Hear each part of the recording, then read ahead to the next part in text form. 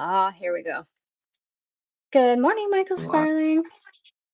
good morning. Okay, here we go. I might have too many clothes on. Oh, it's cold this morning. Oh, We look once you, we look similarly bundled. yeah. How cold is it there? It's not, but I was chilly yesterday, so then I compensate the following day whether I look at the weather or not. Usually Lydia asks me for the weather and then announces what it is and what she's wearing, but this morning we didn't cross paths while she was inspecting the weather, so I'm wearing Well, something warm, and if I have to take off layers, there we go. same. Is she using her calendar? I don't think so. Oh, that's probably healthy. I could have lied and said yes, but I don't think so.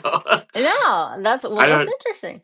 I don't know what she gets excited when we wipe the calendar for the month for the family. She wants to rewrite all of particularly her riding lessons and gymnastics and all of her things on the whiteboard.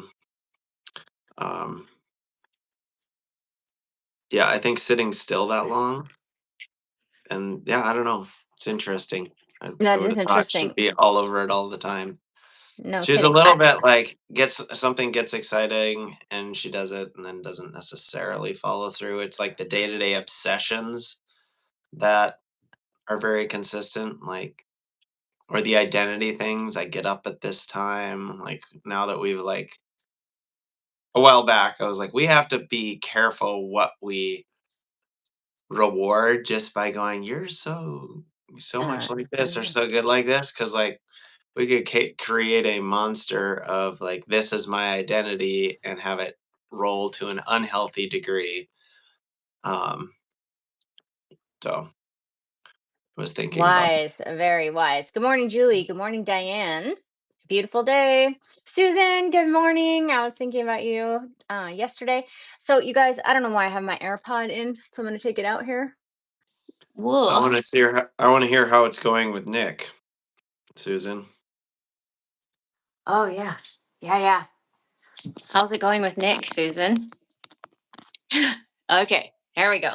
Well, whilst Susan is typing, Corey, good morning. Michael, help me. I don't know how much help I'm going to be. I'll listen. No, I'm very I'm very helpful in that manner. that's true. Um, I'm a little bit scattered in a lot of directions right now, but have been you know, engaged with horsemanship in varying um, at various levels, just given the folks I've been helping recently. So that's been kind of fun, and thoughts will pop up related to that, but I don't have any particular thoughts. What when you went like this last week and squished his face. It was like impressive how little his skull was relative to how big it looks when he's got all that hair. She's kind of, as she's wandering around under my feet, She her uh to know that I'm not going to ignore her. So if this doesn't bother you guys, I'll just hold her until she's kind of over it, and then I'm sure she'll go. She's just what I dreamed she would be. Okay, well, so what do you want to talk about then? To get us going. I'm really glad I had all those pictures. Debbie videoed for me yesterday. So, how do we even tell the gang what has been going on in my mind? Don't know what to say about it, but anyway, getting video for myself. It wasn't for you guys. I didn't mic up, and it was like I don't know. I can't worry about that. I just need to see for myself because it's all very well and good to say this is happening, that's happening, this is how I want it to be, that's how I want it to be, and then like none of it is real, you know. Um, so I always want to make sure that what I think is happening, or like, oh no, I need to make some adjustments this and that. So Debbie videoed Rook for me yesterday, you guys. And um, since she basically, what I just decided over the last week, I guess, beginning of last week, just being like, you know what, I'm just gonna go with her and see. Because here's the thing, so many different things have been on my mind, of course, over the last many years, and then especially this last year. I would say maybe even the last couple years. And it's been really important to have so many different horses because, like, I dip into one and, like, mess around for a few rides or a few this and then, like, and that's enough. And then I can go to the next one and be like, this, that, or the other thing. And then that's enough. Right. But so I have rolled over, and this has happened before, over the course of all these years, but I feel it again where I need to dig in to one or two horses and build something physical, which takes more than one or two rides. So you Mhm. can understand something, you can get a concept across. A horse can totally, it's amazing what they can do in one or two sessions. And a lot of times that's satisfying enough to me,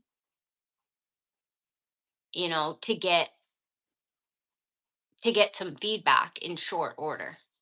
Mhm. So anyway, we kind of need to see what's up with Brooke. Now, she needs some other things. For instance, she's pretty panicky about things around her head, particularly around her left ear.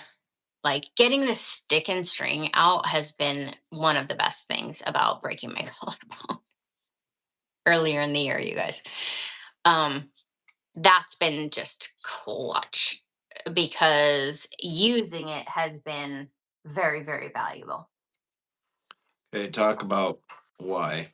Well, So, partially because I can the hang. ability to reach further is Mm, helpful with the, mm. you know, Mustang and flower, or with Revlon and flower and Yeah, that would be out farther, right? And then, Mhm. but like with Rook, being able to go straight up, all the way up. So, like, if I'm swinging it like this, it definitely can clear her ears no matter how high she puts her head. Like, I can clear, which is a big freaking deal. And then also the string can lay down in a way that the last rope cannot. Now, those guys maybe would disagree with me, whatever. The way that she slings her head sometimes, that last rope would burn her. There's no question. Because she is not like if you're trying to lay it over her neck and then she whips her head up, sort of thing. around her ears. Like, I want to be able to drape the string around her ears. I want to be able to swing it and then, yeah, have it lay right behind her ear, then put it with the, fish it over her ear, draw it down her nose, things like that. It's like, those are just not things I would be able to hang in there. And like Debbie and I were talking about persisting, you know, just being able to persist versus, and I just have to get over what other people are gonna say about it, certain people. It's just like, look, it definitely, definitely helps me, and it's been really, really helpful for her. And then being able to touch her ear, or the ear socket. And who knows, she had a tooth growing through her head. I've told you guys about that before. When she was a yearling and came in from that feral quarter horse farm, breeding facility, it was very old. The guy had gotten old. Fences were down, horses were out, whatever. So she was a super skinny little yearling. Well, she had a tooth up high growing into her head. And so Sound Equine Options did the surgery to get it out of her head. So I don't know. And then she had a weird tooth. Did I tell you about that? She had her teeth done a few months ago, And she had a tooth that was this high over the rest of them uh, because that one was is missing, I think. So it didn't mm, have an antagonist, on the other side. Let's put the dog down. So anyway, I don't know how much that does or doesn't. It doesn't really matter because if she's not in pain, because she's fine with being having the ear handled, and also honestly, her kissability has gotten better. So I know she's turning loose. But anyway, bottom line is, um, there are times when she is irrational about things around her head. Like you can't swing the lead rope over her head. I kind of can now, but it's things, and Buck would say, "Oh, you haven't been thorough." And I would look at her and be like, every single Pirelli horse in all the land would pass all these tests. And so that's on me to have not been thorough enough because you can just ride her and whatever. So my point is that's taking a lot of time right now. Um, and we're making a lot of progress, but like it has to be done. Otherwise, it's just we cannot necessarily move on from here. We could do all the other things, but she wouldn't be a complete horse, which would be pointless. So my point is we are moving forward like a dressage horse, but also there are some broke horse things. yeah, getting her gentle. Yeah. So but anyway, I guess when I'm talking about the dressage or the gymnastic training, I mean, now it can't just be one time a month or two times a month or dipping in it. Like, I mean, you can get the ideas across, but you're not going to develop muscles with that amount of time. Spooking at a trot pole on the ground. I don't know, not crazy spook, but like it's like, all right, we have stuff we've got to catch up on. So but it is extraordinary to me. I'll be interested to hear about some of those things, particularly the trot pole, things coming in down below, because it Fawn's being a good example. Like, there's still that, and it won't necessarily be that way with her, especially if it's just a look and then off we go. But who was I helping the other day? Had a horse that, like, the description was like, this is pretty similar to Fawn's. Like, she was pretty sophisticated in the way she was describing things. It wasn't just, oh, my horse, out of nowhere, but like with detail, like we can handle this, we can handle this, we get turned loose, these are all the things we've done. I feel like we're good, we can be completely turned loose and chill. And then there's the one thing, and it's this big reaction. It's like, kind of been there, right? The We zero can, you know, deal. Yeah. yeah, 0 to 60 on a grand scale, and having done kind of everything you know to do. Now, I do question how thoroughly it's been done with how much repetition um, in this case, but that's something we'll be checking out over time as I help her out. But um, she was at least thinking of it in terms of, like, not just I did this a time or two and I expected it's going to be good, or I did this, you know, this thing, and so it should apply 100% across the board. It's far more, I've been working on this, I am working on this, and yet I can't get, like, I'm still having these kind of like, and I Hmm. think it's particularly down below, similar to how Fonz was, but in any case. Yeah, one of the things that when I came back to her a few weeks ago, she was turned out since I got all summer. Um, being able to draw her forward straight over a tarp, you know, because she used to be pretty sketchy. You remember when she was sketchy about things under her chin and, you know, stuff like that. Um, so I don't think it'll be too much, but I'm just saying, like, in terms of thoroughness, I just have to Mm. be. I really haven't dug in. That was not my priority over the last while. It was really looking for the comments. It was really very. I was just always very satisfied with little bits, like we've said before. And I'm not saying I wish it was different, but yeah, being thorough and knowing that you can repeat as until it really is better.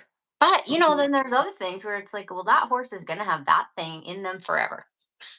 There's partial realities to that, especially if you're one or two or three trainers in. Yeah.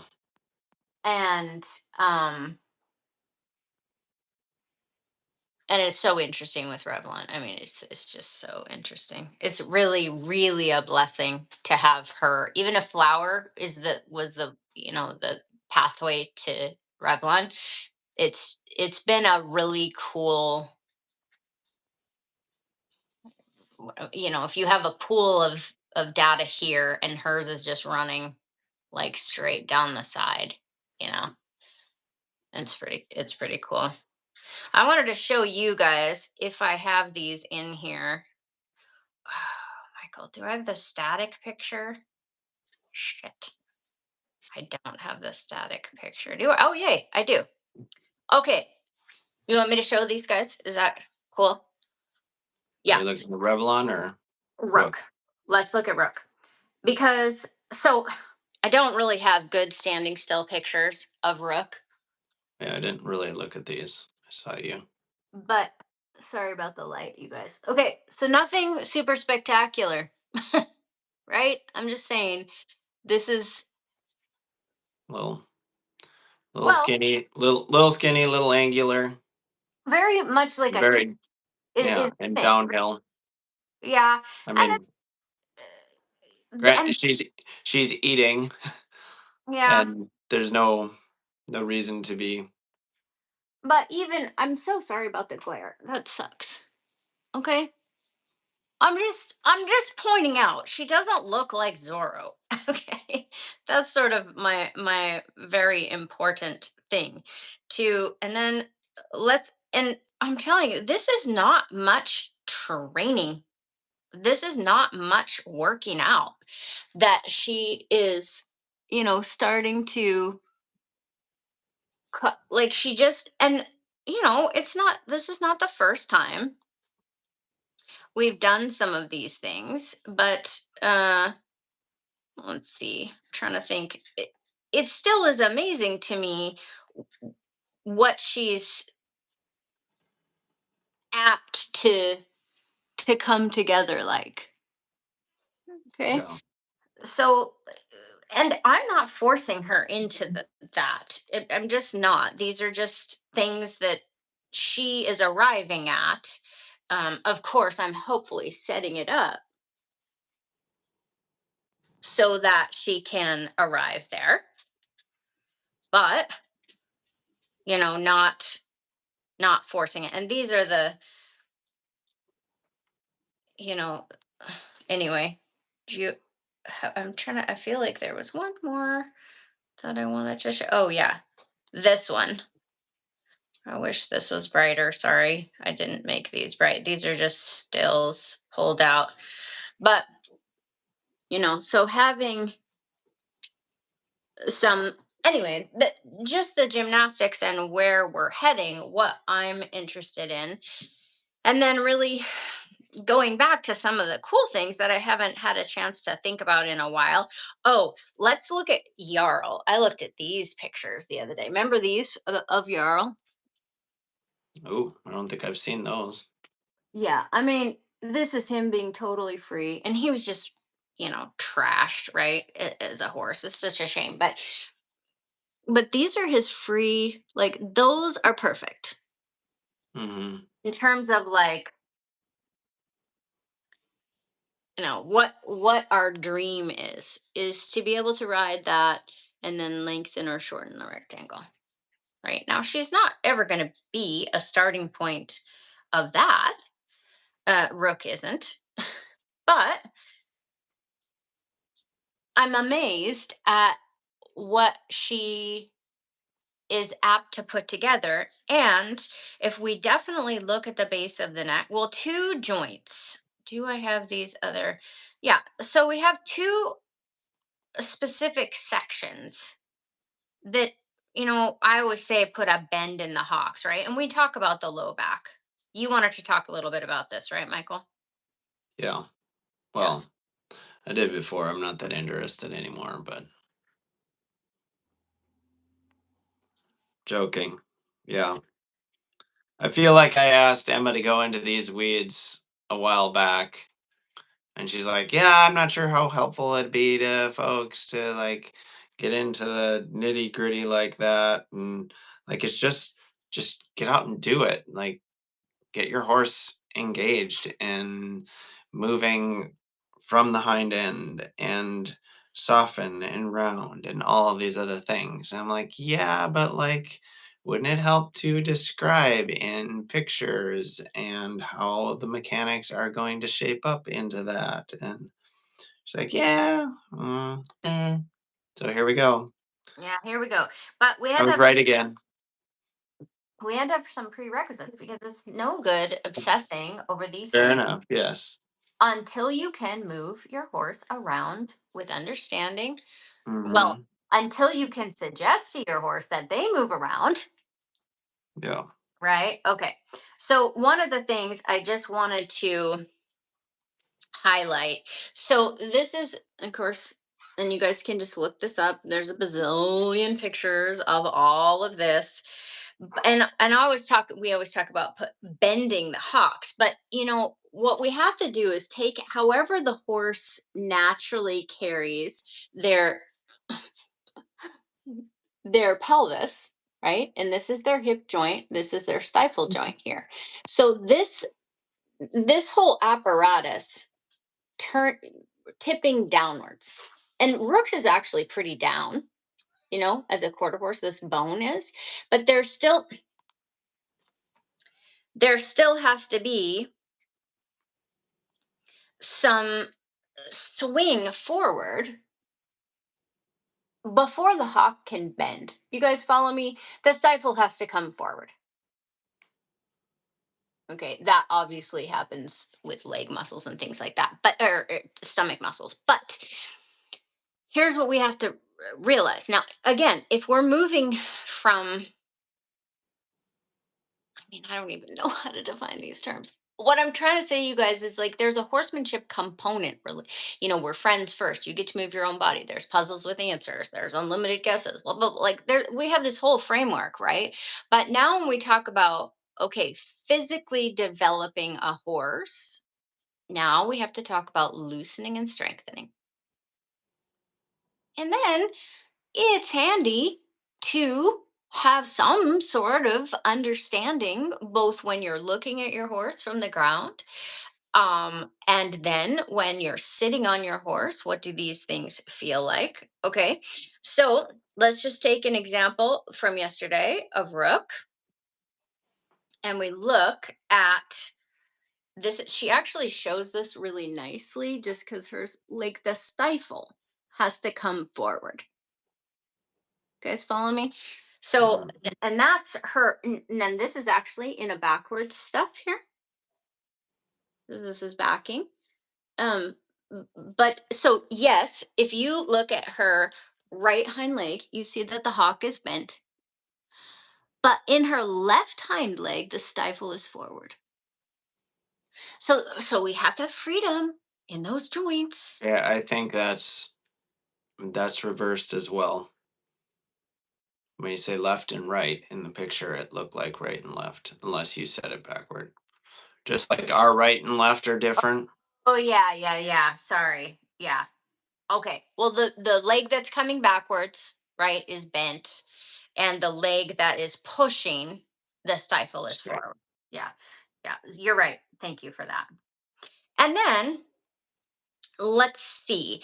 And then we have to think about, and people talk about all sorts of different, like they focus on different muscles and muscle groups, right? To me,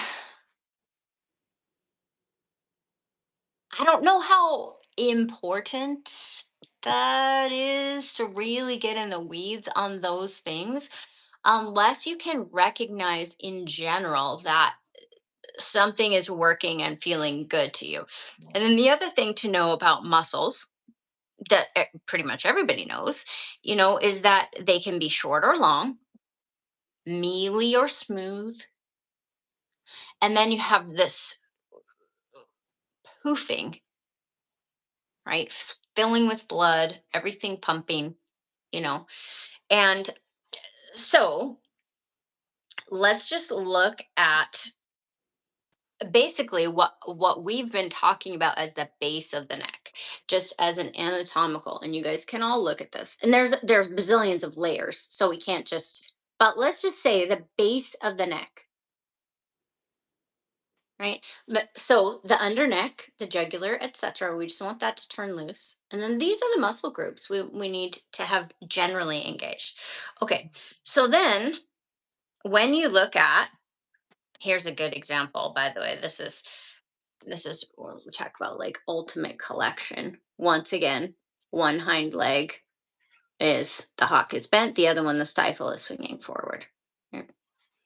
Okay, so we go back to Rook from yesterday, and you think, okay, well, do we have the right muscles engaged and the right muscles turned off? And poor Rook, a little bit fussy in the mouth here, and a little. She was thinking canters. Sadly, I shouldn't have done any canters before we did this video. But the point is, muscles appropriately there, right? And then the same thing as I'm giving my really pushing my hand forward. Where's that picture? You guys have heard me say really round the back. Yeah, let the horse get longer. Again, we have, Hans would say, adduction and abduction, right? As the horse is in balance there. So, um, what else was I going to say about that? So, the process of loosening and strengthening, matching that process with communication, understanding, relationship, and the horse getting to do it for themselves. But then I personally, not everybody is interested in this, but I personally am interested in physically developing the horse. I think that's super interesting.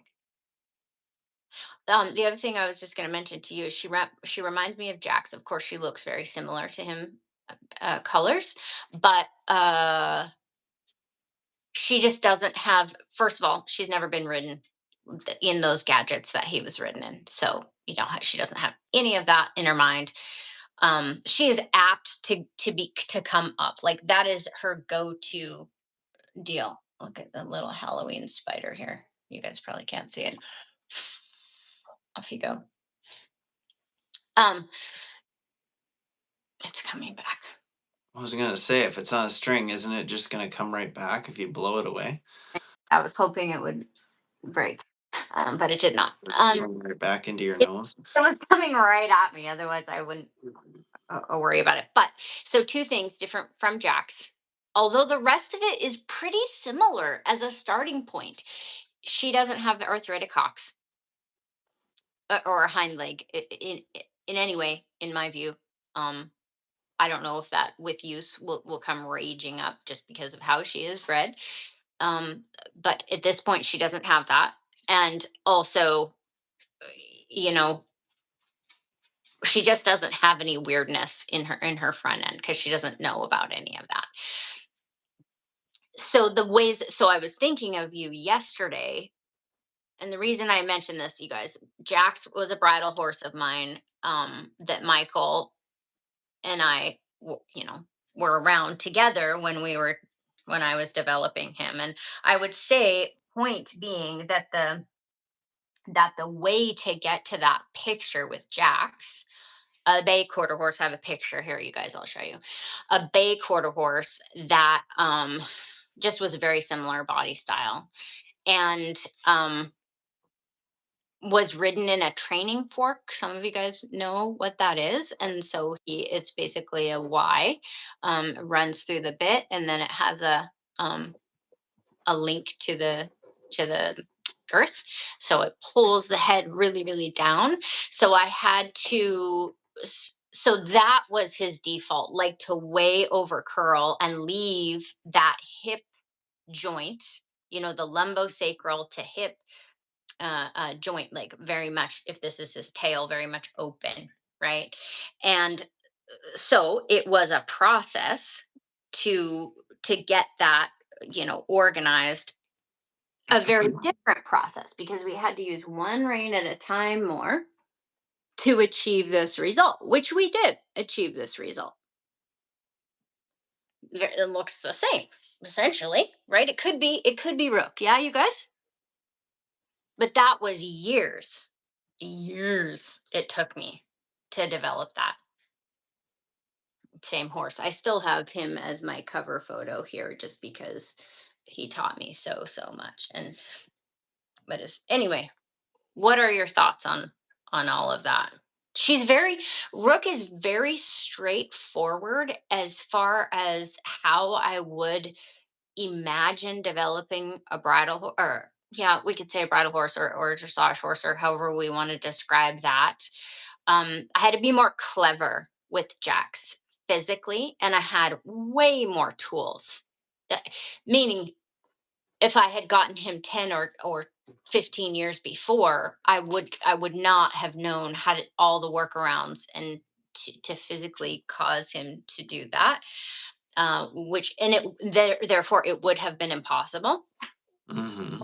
Just incredible. I mean, he taught me, like, I mean, oh my God. It was just amazing what he did with his body, and there was no way that I could have done it for him. Remember that? It would just have been impossible. He had to turn muscles loose. He had to pump his own blood. You could not have done it for him. So Yeah. Michael would be very concerned at times, because he'd be, what, and this was a long time ago. This was a long time. He's like, what are you doing? But I just had to sit up there and feel for when it was crossing his mind. There was nothing else to do but set it up so that he could. And then, of course, being in that amazing exploratory place where you're just like, I don't know what's possible, I don't. But I remember online, probably this time of year, yeah, because we bought him in October, and he was rain lame, and it was like so crazy, um what he started to unfold into. Rook, the thing about Rook is, she's not as settled in her mind at all. It all. She is very that is what I'm chasing with her. I guess I was thinking about all this yesterday. It's like, okay, what material do we have here? And if I'm going to dig in gymnastically and develop her, you cannot leave the priority of settling her mind, having her understand it, like, all of that. Hmm. And like, if you were to watch that video, and I know because I was sitting on her, her canters are hard for her. Well, she has a habit. She can be very lateral at her canter. We'll make her really good at her changes, and her ligaments are quite taut, which is really nice. It keeps her all together, right? But she can also do this weird lateral thing, and if she raises her head, then the angle but right at her, right in front of her withers is like this. You cannot have it. And that was the same with Jax. Remember? Jax, it was the same. Is then you can't pull more. If I'm sitting here, you guys. So this is where I'm sitting. This is in front of the saddle here. So this would be her ears. You cannot just pull more. No. Nothing good is gonna happen. Right? So you have to use your curve or something to start to cause this to happen. Right? And you can pull a little bit here and hopefully engage. Like this is the thing, Michael. When you use the reins, it should do this. These are the hind legs. Should do this. Should not do this. It's not working. It's not getting to the feet. It's if it does this, it's not getting to the feet. Okay. But there's a certain point of no return where the head goes and the hip, by the way, the lumbosacral joint is doing the exact same thing. So that's the folding chair component. So she's once you get her around, if she's not looking at something, she's not in the habit of um crunching here, dropping her, we could say dropping her with people always think of it laterally, but contracting her withers here. So or letting them fall, basically. I mean, it's just a mess. And there's nothing you can do with two reins pulling backwards in that scenario. But Seems side side note. Seems like body style wise, you can have that dropping be in front of the withers, and other times it feels more like it's underneath you. Zorro. Hmm. Hmm. Just is kind of curious. I wonder if it's just body style or the way they've learned to move, Yeah, or I suppose some conformational even elements come in there, which I that's guess is body style, but conformational elements causing them to move in a certain way. or even a Anyway, or even aside from moving in a certain way, let's just say, let's take Zorro, where the base of his neck is nice and wide and filled in, like that's just a part of how he is.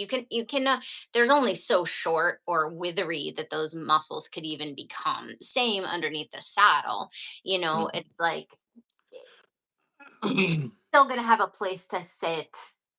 You have to be dialed in to realize, oh, there's a hole here. And once again, Mm, you can't raise the head too much more. Otherwise, you're just going to accentuate the hole, which is the brilliance of being able to go ladder. So the same concept would apply, I think, anywhere. What's the topic? Horsemanship is the topic. And we're talking about gymnastics in the process of developing. How I don't even know how to say it, Michael. Michael's helping me I ish. know what we've said the whole time is developing a bridle horse, but It's such an adequate way to say it. It's really just because I mean, you could say a bridle horse, a dressage horse. I mean, it all is so you have to define the details because the term is so individually defined by one person or another. You know, that's the problem is you have to define terms. And, yeah, and that's the problem when you say and get dressage. into details. People think about a big competition warm blood. When you say bridle horse, people think about cow work, roping. They think about headgear.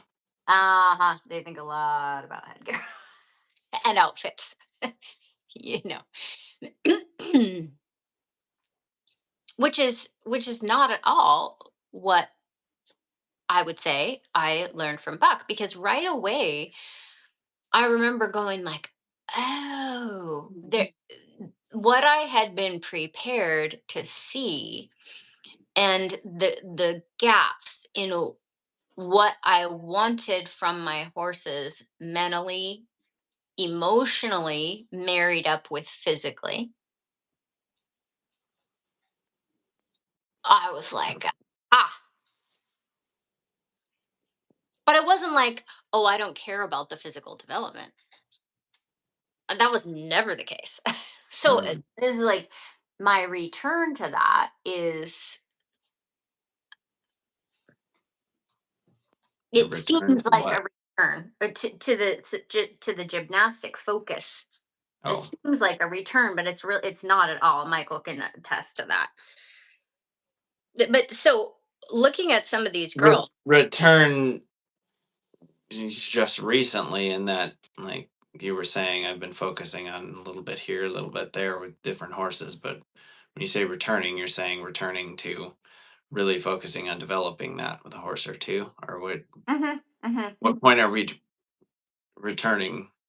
What's our timeline? Are we returning to something from years ago, or are you returning to something it's that you just not haven't spent a lot of time on recently? not a return is the point. People just haven't been around long enough. Look at, but these are some of the girls. What their result is. It's like, look, this is correct. This is a correct starting place. In balance, turned loose. This is a working, we would say, frame. Hmm. In other words, length of the rectangle. Here's our favorite girl, looking appropriate, right? Hmm. And this is just a regular old Mustang with a 14-year-old girl who started him as a 12-year-old. This is the one with the ears. Can't really see, but he has the tips of his ears. His name is Asher. Okay, but what we have the same thing going on here. Maybe we could say, oh, he's not quite following that rein. But regardless, the frame is correct. Much shorter rectangle, but he's apt to be shorter. Okay. So all I'm saying, these girls know that I'm shepherding them in this direction. But then, because any horse, no matter their physical development, where they are as an athlete, they can all get to that working frame where they're even on all 4 feet and turned loose over the top line. This does not require X amount of working out. And it should be there once you, by the time your groundwork is good. Hmm. Good ish. So working out in terms of developing physically, um, yeah, there is a working out, not in the sense of getting physically fit, but in working through, like you were saying, all of there's a dip here rather than like you have to. I mean, I don't know. Maybe it goes without saying because that is what we're talking about. You have to help them find that way of going and say this is what we like, unless you go and turn them out and they look like Jarl, which take a handful of 20 horses, that's more than two handfuls of horses, Would um, challenge it would and put them out, and some of them will find that working trot, others their working trot might not be as turned loose over the top line, so you're not having to gymnasticize that necessarily. I don't know. I guess it depends on the terms. Um, depends on how you're defining where you start using the term gymnasticizing, because you're saying get to a starting spot, and that you could call gymnasticizing, right? well, that's But turning loose. it's also what is a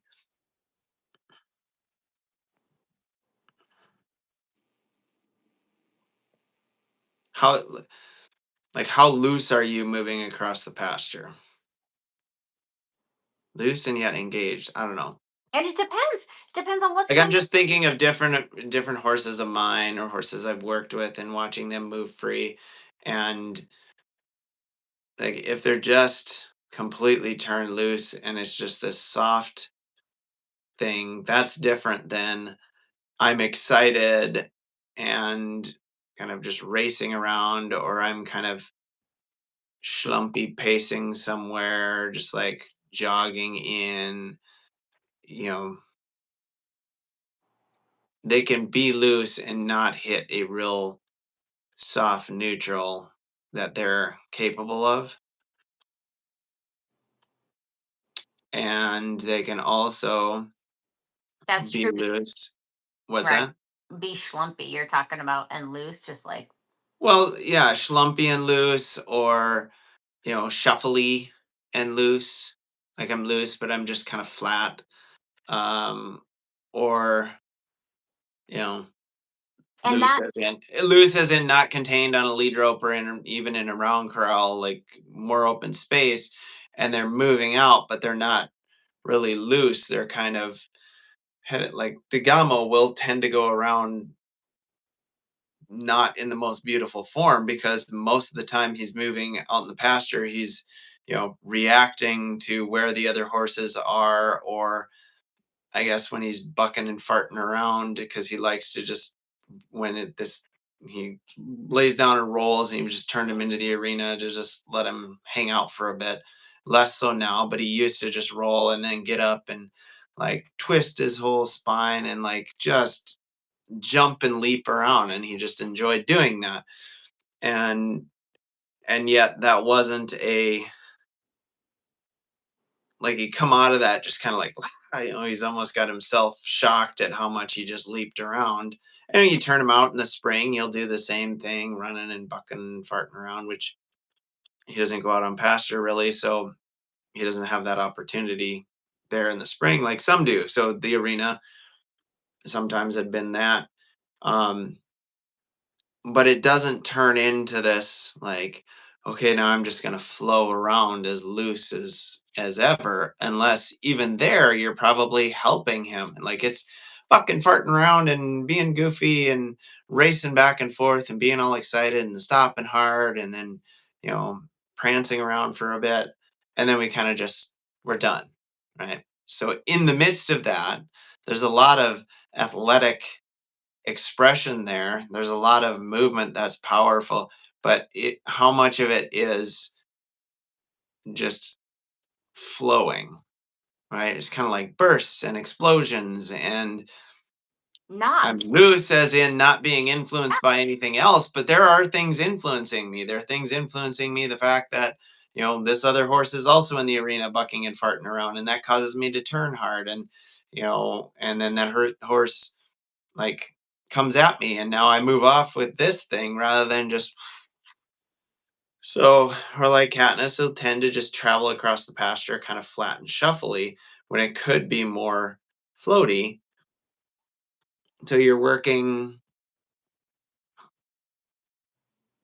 with the horse that as their starting point or their way of moving free isn't necessarily Hmm.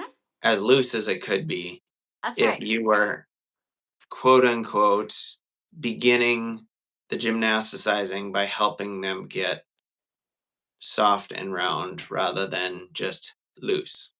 Right. And that's where I really think that is a whole study in and of itself, to free up the horse, to learn to free up the horse.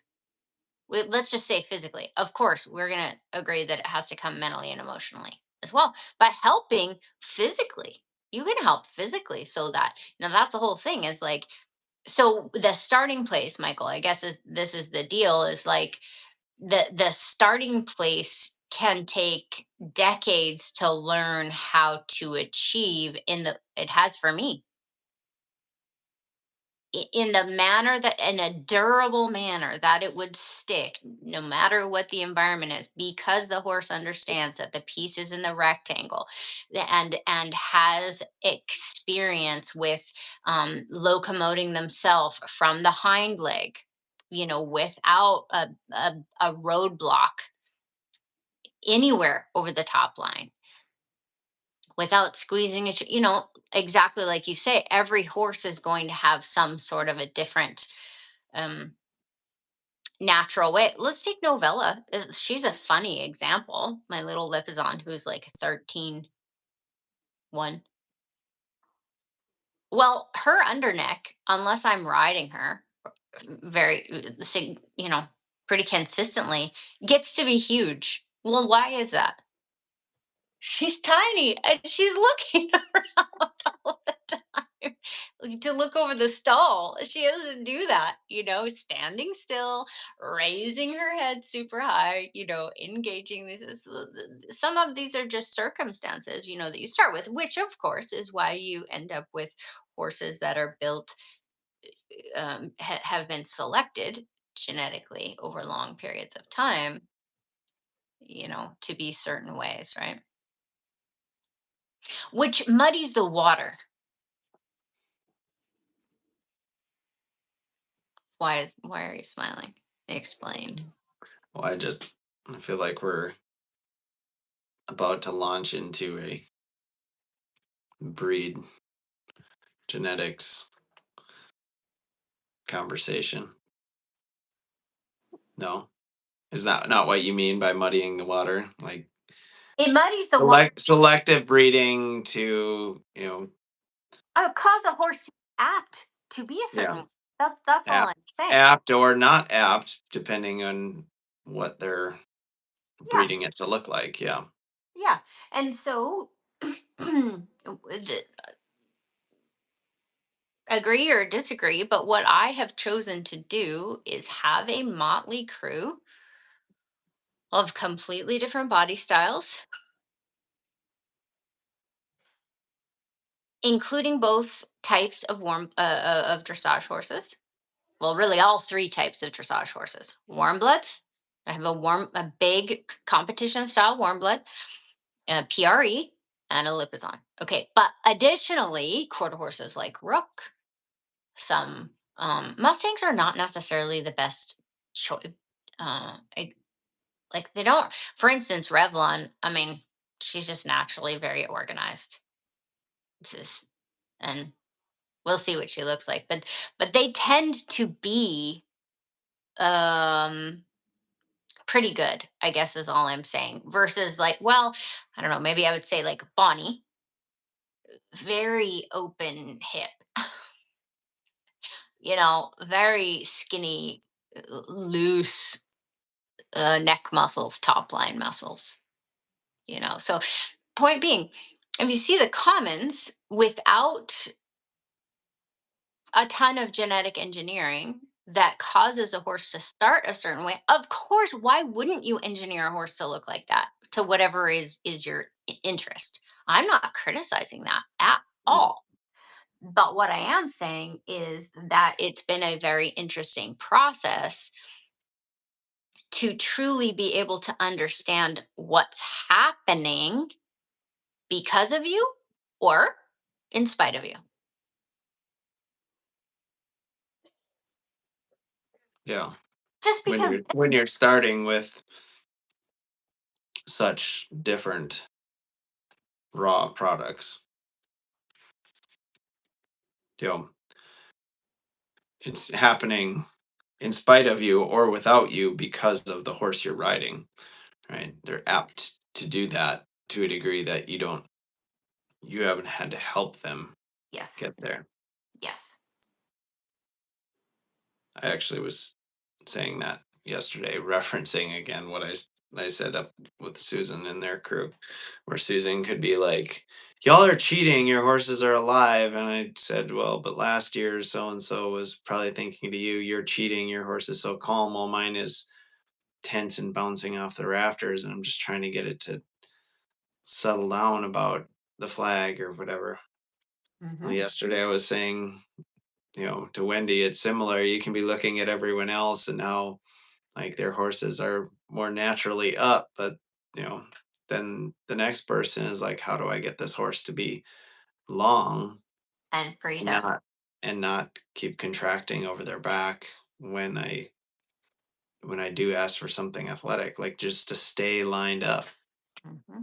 So yes, you don't have I would say that lifting component is more of a process Yeah. and for me, because it is a I think it has a little bit more of a moving toward there's got to be gymnastic elements to help that You're talking sustain about just itself. sitting or lifting, sitting. Well, sitting, lifting, just traveling differently when the horse is built and kind of tends to travel more down between their shoulders. Mhm, mhm. She's doing a great job, by the way. Yay! I'm so excited. But yeah, she was at such an incredible starting place. Yeah. This is the thing, you cannot shorten the rectangle unless you get the horse freed up on all 4 feet and everything, uh, lined up. It cannot squash if it's all out of order. Mhm. It won't look smooth. It'll look all mashed and weird, and then they'll come up against what they cannot do. And that's where having horses that, like Jax is a great example, that you can't make. Actually, he's not a great example because he gifted me with his own interest in doing things. Um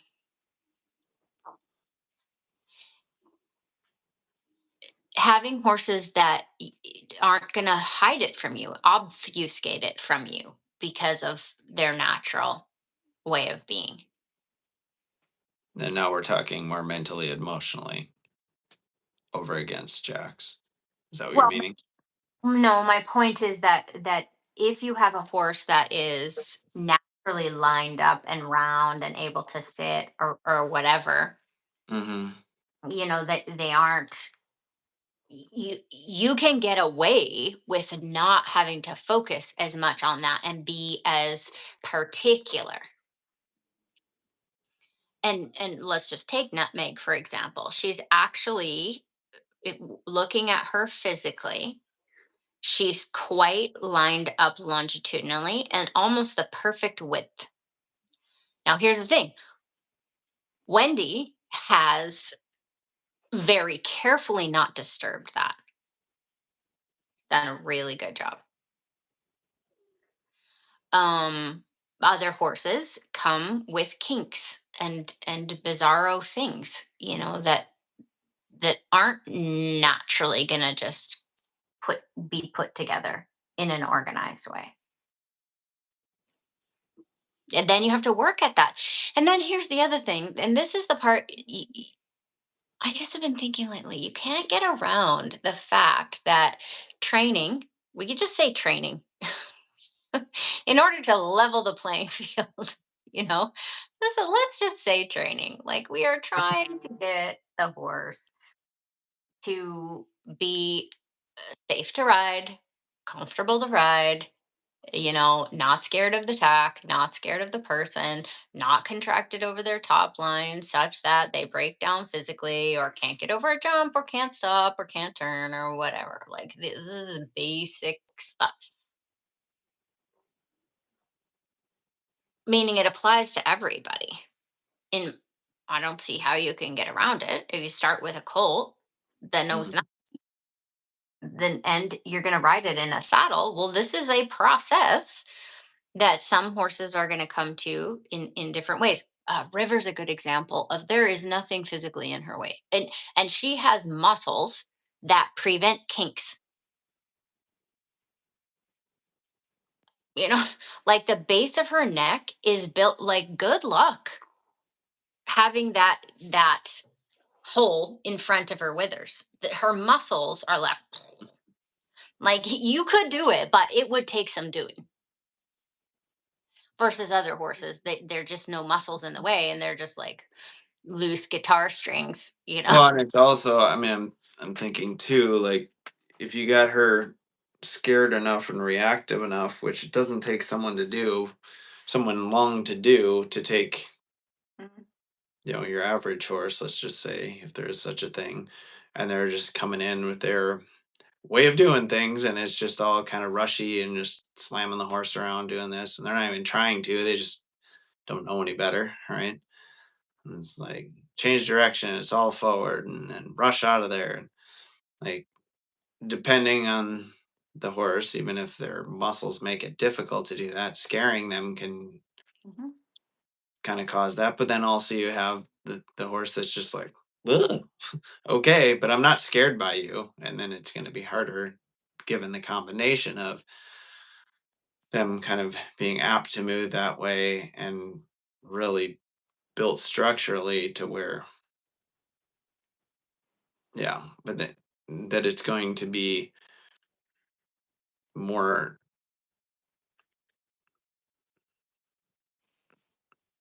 it's going to take it's going to take you really screwing up and encouraging in the wrong direction for it to go, to where they're not, those muscles are basically being countered by the tension in other muscles, right? So, but then if you have a course that's calm, that'll make it even harder for you to do that. But Exactly. yeah, it's so easy to screw a horse up. And I would say that turning them loose mentally and emotionally goes such a long way to making everything work nicely or allowing everything to work nicely. That's like 90% of it. Yeah. Especially if you know the basic movements that you can. Well, it goes a long way and it makes that other 10% possible. Correct. That's right.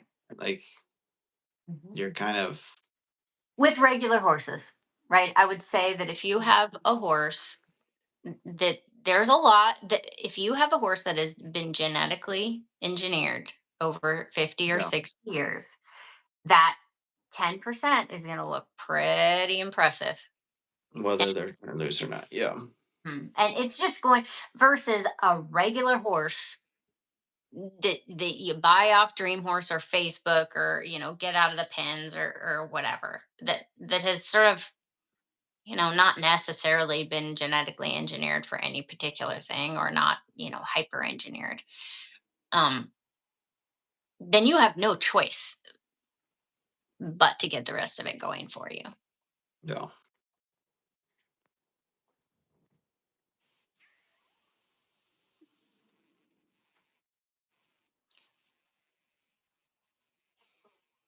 And one of the things I wonder lately. I don't know that I mean, that 10% on the highly engineered horse can look pretty spectacular even if there's not a whole lot of mental emotional, but it's not going to look loose. Like Mhm, that's correct. it'll still look flashy and like, wow, look at how beautiful that horse is and how it moves. But And it will you, do. you can't get around helping the horse understand to do the movements and be all right with the world depending on the horse. You know, I'm still a horse, even though I'm highly engineered. That still worries me, and if you don't address it, it's still gonna. I'll still look fancy while I'm tensely taking that in, but I'm not undistracted by it. It's not of 100%. zero influence on me. And you can think about it from a dressage horse, let's just say a jumping horse, a cow horse, like every single one of those we can all picture in our minds horses that you basically they're going to be able to do the things regardless of how you ride, so long as the bare minimum is there. Then we are talking about qualities. Mhm. And then everybody cares about qualities and has the right to care about whatever qualities are interesting to them, right? And anyone who's listening to this show or hanging around us, is a very specific, narrow slice of what we care about and the qualities that are required for us to be satisfied with anything we do. Never mind safety, because yes, like there's an element of like, all right, we have to have some level of turned loose and being able to talk to the feet in order to even be safe. And a certain level of quality too. what the horse understands about talking to their feet. I mean, I emphasize that all the time to folks that just want to fix a problem, right? Or have their horse behave better on the trail or be able to support their horse when the horse gets a little lost. It's like better have a certain level of quality to the way in which you and your horse operate together. So under duress, that works for you. Like I have the answer, quote unquote. I can explain to you and show you how to do this and be support to your horse, but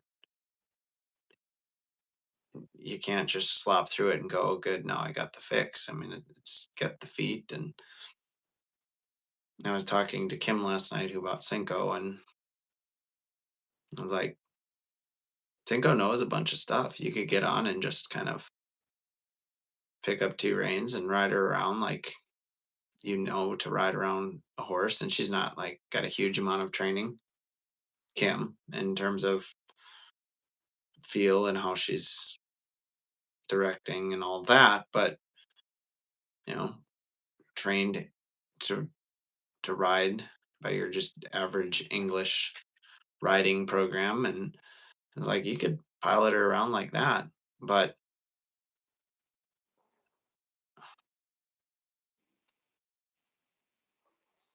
there's no space within that if you're not thinking about the give and the take. And if you want to say there and just let her coast around, like you couldn't do that on however many horses you might have ridden, but you wouldn't have known you couldn't do that because you were containing them. And so backing up to the point of, and I probably am losing my train of thought, but we'll just go backward to this and then you can tell me where what my train of thought was that took me here. Um, Kind of like tearing it all down and going, let's make sure you have the skill to be on time. Because if you do, this horse can be very lined out. But I don't want you to keep this horse lined out by holding her rather than learning the skills that you've missed or just that no one showed you, right? Because it's what we do is pretty specific, right? It's different, it's unique. Um, it's not like necessarily that difficult, but you need the information and you need to work at it and you need to, you know, persist through like, yep, you were late. That's why she's drifting off that way. And if you were on time, she would have stopped doing that a while ago, right? But um, she was discouraged at one point. I'm like, think of where you were 2 days ago. Like, and the horse was just sloshing around because you had no sense of what was happening before it happened, and no sense of blocking and in a timely manner and saying, "No, I need you like find your way between these very loose reins." And now you can like pitch the reins, and if she starts to drift one way, go ah ah ah.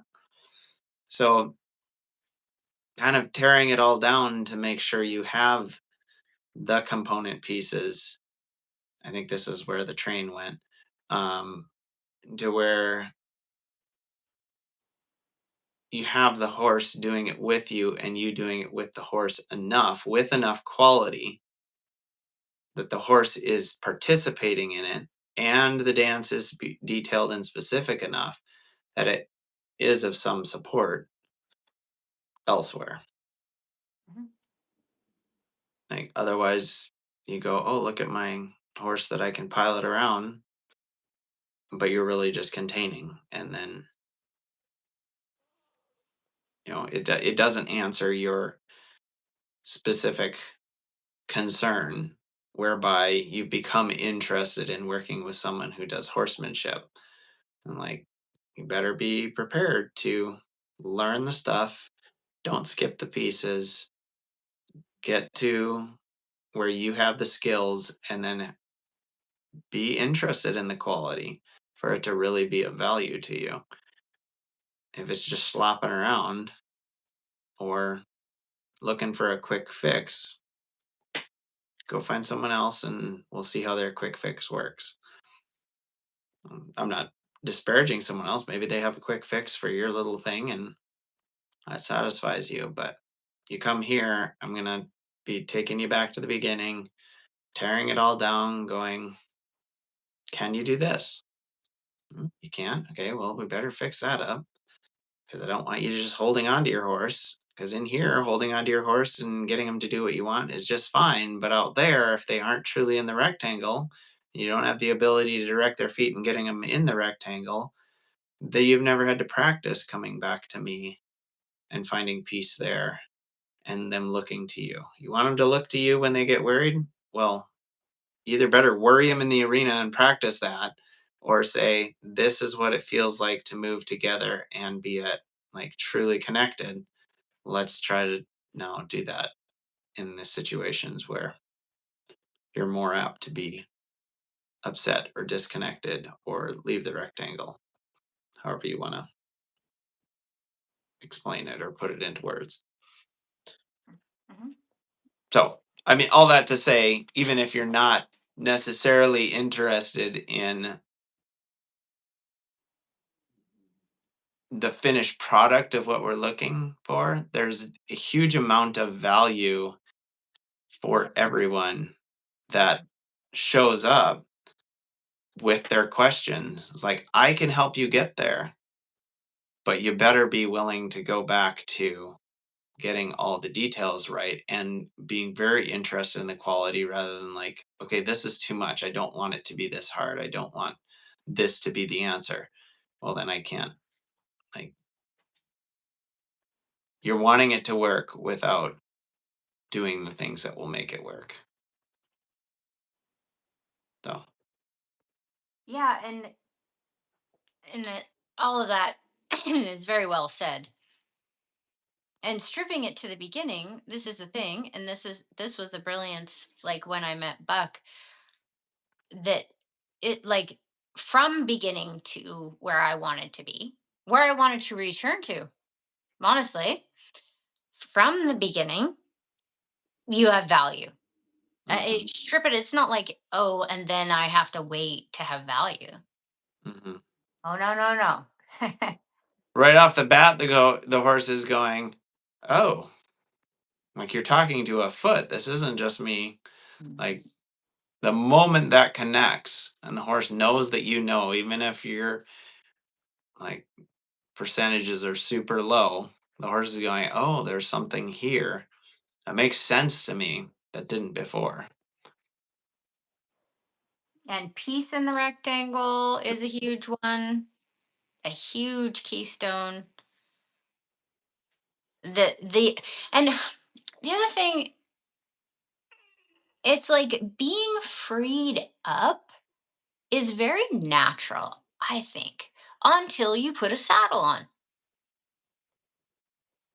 And then it's natural to not be freed up.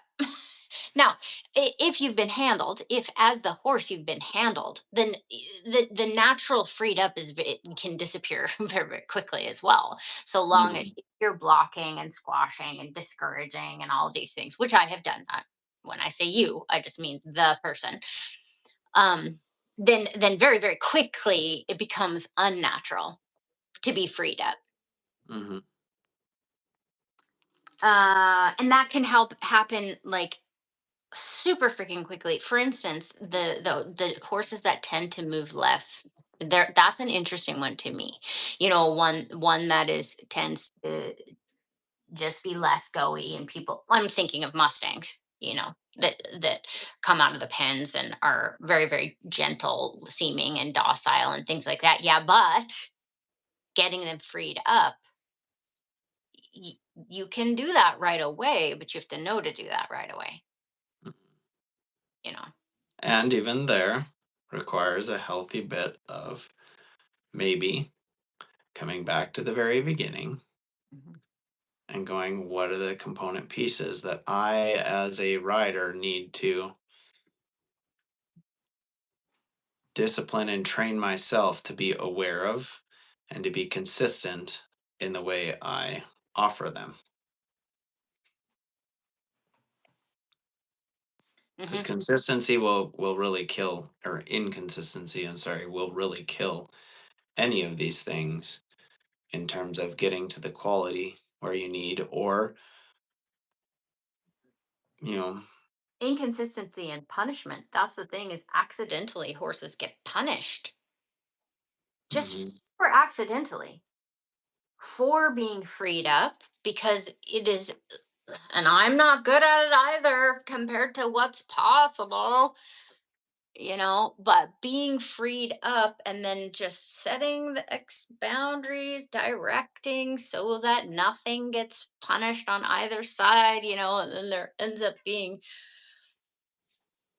some level of being blocked, like say blocked in whatever way or freed up in whatever way. Mhm. What was I saying? So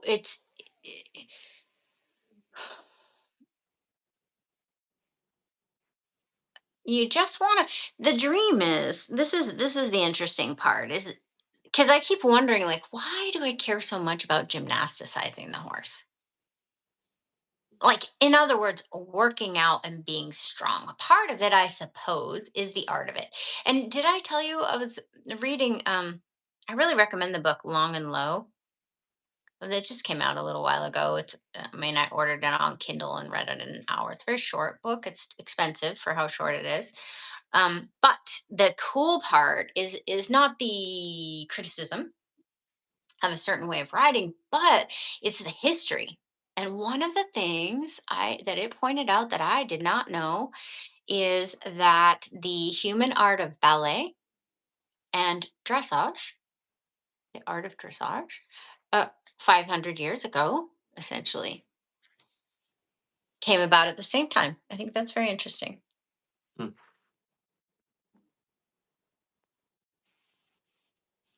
Anyway, I guess the rest of that thought is just how well can we prioritizing friendship. I think that's what we can, a huge group of people on this planet care the most about that, being friends with their horse. Like we've talked about that a million times.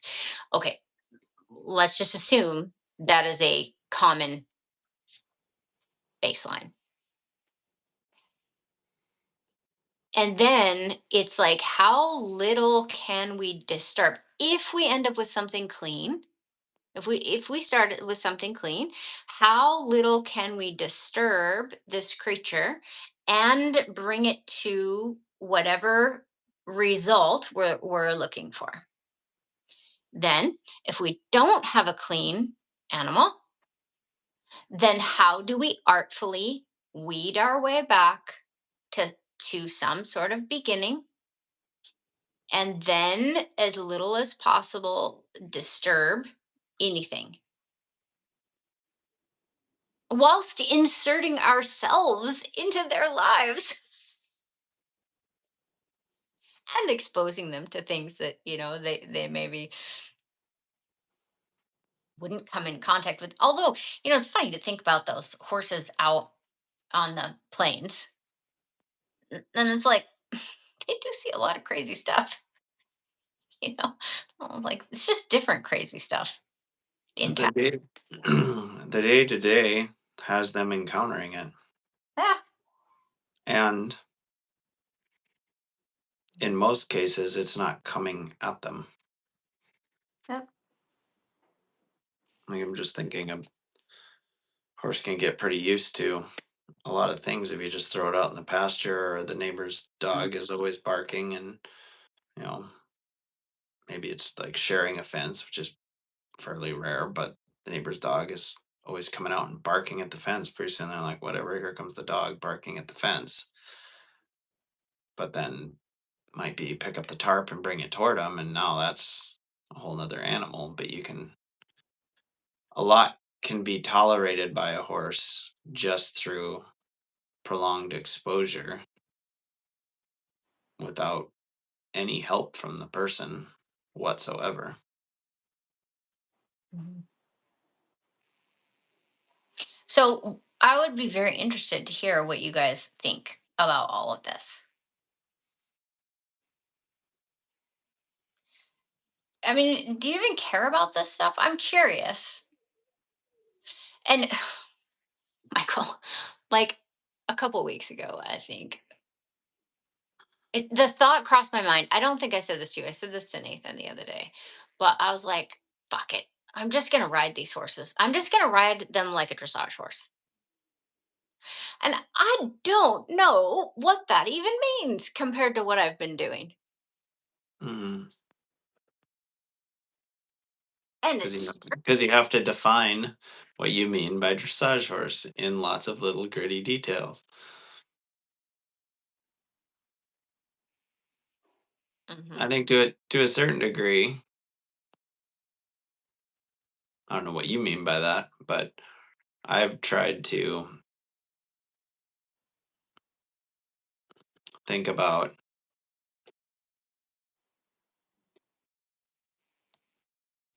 kind of at various points, various horses, thinking about how much can I like how far fast can I push this, but be thinking about right away, like that's too fast, that's too far, rather than creeping up on it, being like, okay, each little try.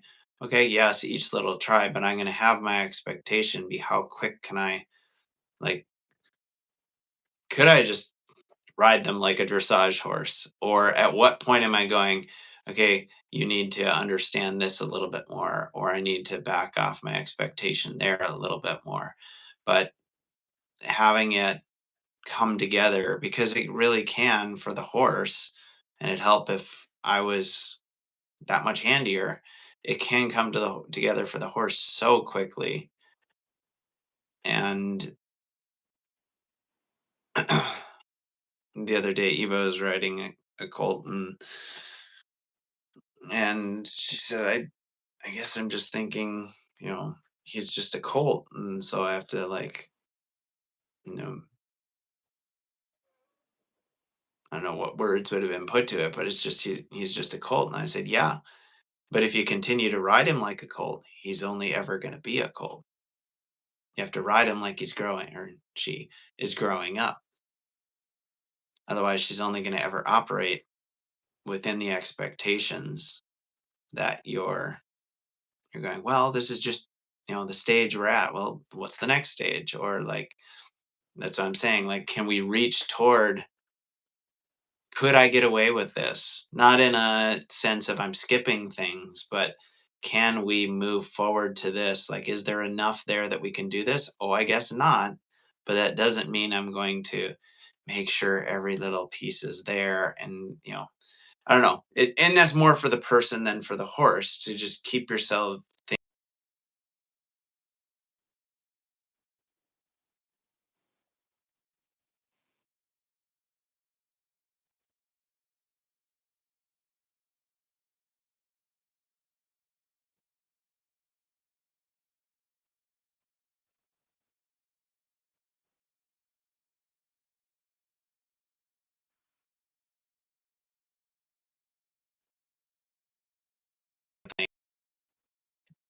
of, I'm going to ride them like what I want them to be. And then when they can't, kind of fall into that. It's mentally, emotionally, physically, something needs to be laid in there, smoothed out to make that possible. Then we go back and we do that. I don't know. Is it similar to what you're thinking of when you say ride him like a dressage horse? I'm not for sure. And I definitely would not be thinking about that. So this just crossed my mind. I would not think about that getting on Revlon for the first little while. You know, I wouldn't be like, I'm just gonna do this. I don't know, just ride her like a dressage horse from the beginning. Yeah. That didn't occur to me. But with some horses, like Novella, like Rook, like Katniss, power, big, huge movement, forward power And is there's some situation where you go, yeah, I'm not going to ride you like a finished horse. Like obviously you don't understand. Like this is completely new. So I mean you have to within reason making those calls, but Because yes, obviously you're not going to get on a colt and be, you know, Right. It's expecting that right off the bat. But if mhm, you've been riding the colt for a week, to think about it in terms of the first few rides, mhm. it's like these are not the first few rides. And if we treat the horse as if it is the first few rides, chances are we're going to stay there. And it's easy to do when you've been riding horses that you're unwinding, because that's such a long process. Hmm. Can Yeah. be a long process. And then that can, the pace of like however long that takes can really mess you up when you're starting with something clean and they can just be like, "Brrrt," you're like, Mhm. oh crap. It can go, so much faster. But there's an element of, as I keep thinking, like, what do I mean? Because it's not just the movements. That's not what I'm talking about, because all of those movements are typically pretty close anyway to what we would say our definition of a bridle horse.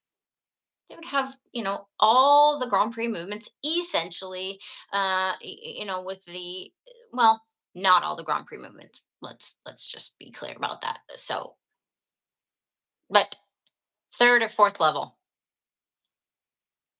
so point being, this is a dressage horse. If we're going to just refer to movements, sideways, a length of circles, um longer and shorter in the gaits, changes of direction at all the gates. Okay, so I'm not talking about that. When I'm like, it's not, now I'm going to add certain movements, that's not what crosses my mind. What what crosses my mind Quality. is a feeling of hugeness, a feeling of power. Not that I'm trying to make Katniss into, Jarl. Yeah. But Or get those movements fast or today. right, Yeah. right. You're But just saying, can we target something more her than what we highest, had yesterday? Her yeah, highest and best, yes. and if we're Funny that you say huge because yesterday I used the word massive. Like, ugh, I'm like trying to find a different word than poofy because it is. I don't know.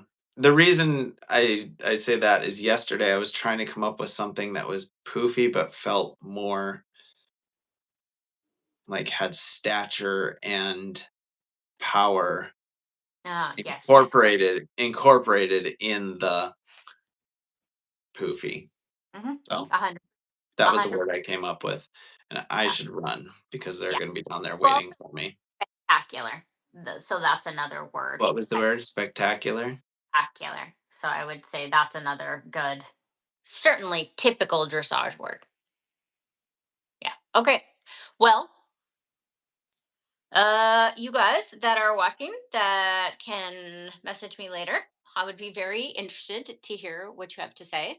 Remember to like and subscribe. Let's do the little like and subscribe.